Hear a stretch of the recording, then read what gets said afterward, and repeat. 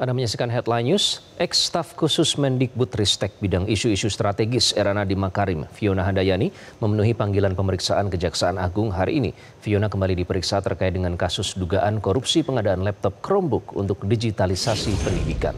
Fiona tiba di Gedung Bundar Kejagung, Jakarta Selatan pada Selasa pagi sekitar pukul 9 waktu Indonesia Barat.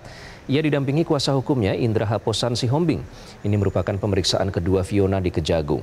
Indra membeberkan peran kliennya dalam kasus proyek pengadaan sistem Chromebook di Kemendikbudristek.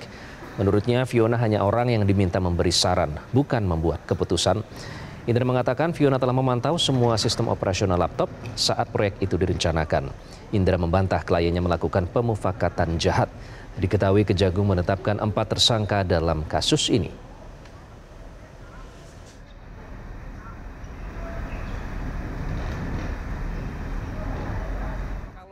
Dia ini kan bagian dari Dirjen Adat, saya lupa, tapi dia ini hanya melihat fungsinya Chromebook dan Windows ini untuk anak-anak sekolah ini apa gitu. Dia hanya melihat, memberi masukan, sama semua memberi masukan. Tidak ada yang membuat keputusan, hanya dia tidak membuat keputusan tapi hanya memberikan masukan apa yang cocok untuk misalnya program untuk di masa Mas Nadiem waktu itu dulu gitu. Dan untuk mengetahui bagaimana perkembangan pemeriksaan Fiona Handayani di Kejagung, kita langsung terhubung dengan jurnalis Metro TV Arneta Butar-Butar dari lokasi. Arneta, apakah pemeriksaan terhadap Fiona masih berlangsung sampai saat ini? Ya, selamat siang Iqbal dan juga pemirsa. Untuk pemeriksaan dari mantan staf khusus Menteri ataupun Mendikbudristek 2019-2024 Nadiem Makarim, Fiona Handayani, saat ini masih terus dilakukan pemeriksaan oleh penyidik Jampitsus Kejagung.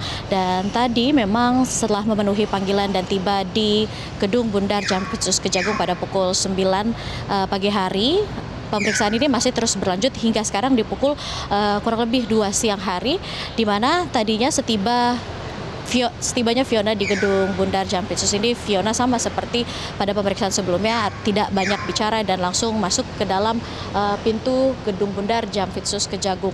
Namun memang kuasa hukumnya, yakni Indra Haposan Sihombing, memberikan pernyataan terkait pemeriksaan Fiona pada hari ini, yakni pada pemeriksaan Fiona keempat kalinya dalam statusnya sebagai saksi terkait kasus pengadaan sistem Chromebook di Kemendikbudristek ini. Kliennya akan diperiksa terkait hubungannya dengan 4 tersangka kasus pengadaan sistem Chromebook yang sebelumnya sudah ditetapkan 4 tersangka oleh Kejagung, di mana dalam pemeriksaan kali ini Fiona nantinya akan ditanyakan apa-apa saja yang dikomunikasikan oleh Fiona dan juga keempat tersangka lainnya pada periode terjadinya dugaan kasus korupsi pengadaan sistem Chromebook di Kemendikbudristek. Dan juga selain itu kuasa hukum dari Fiona, Indra Sihombing, ini juga menyebutkan bahwa peran Fiona ini hanya berperan sebagai pemberi saran, bukan pembuat keputusan. Dan juga kliennya telah memantau semua sistem operasional laptop saat proyek direncanakan dan juga membantah kliennya ini melakukan pemufakatan jahat bersama keempat tersangka lainnya. Adapun kalau kita ketahui, Kejagung ini sebelumnya telah menetapkan 4 tersangka dalam kasus ini, yakni diantaranya adalah mantan staf sus Mendikbud, yakni Yuristan, dan juga mantan konsultan teknologi Kemendikbudristek Ibrahim Arif, dan juga selain itu Direktur Sekolah Dasar Kemendikbudristek Sri Wahyuningsi, serta Direktur SMP Kemendikbudristek yakni Mulyatsa. Dan selain itu juga pembahasan hari ini selain mendalami dari komunikasi yang dilakukan antara Fiona terhadap keempat tersangka lainnya, ini juga ingin membahas terkait digitalisasi pendidikan di Kemendikbudristek semasa Fiona ini menjabat sebagai mantan staf khusus Mendikbudristek periode tersebut. Dan juga diketahui adapun nama Fiona disebut terlibat dalam perencanaan program pengadaan TIK maksud kami pada Kemendikbudristek periode 2019 dan juga 2022.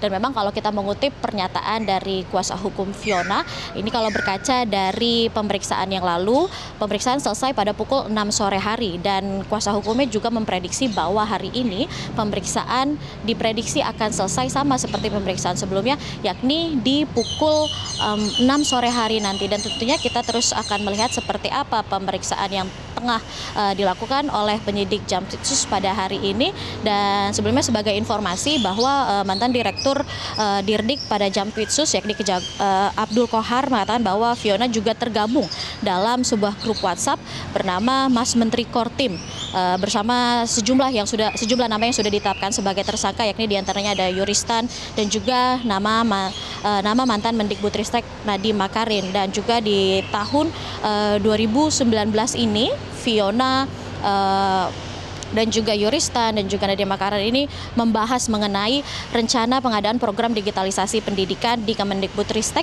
Dan juga setelahnya di 19 Oktober ini Nadiem Makarim kemudian diangkat menjadi Mendikbudristek. Dan untuk itulah karenanya peran dari Fiona akan didalami pada pemeriksaan kali ini. Kembali ke studio, Iqbal. Arneta Butar-Butar melaporkan langsung. Terima kasih Arneta. Jelajahi cara baru mendapatkan informasi. Download Metro TV Extend sekarang.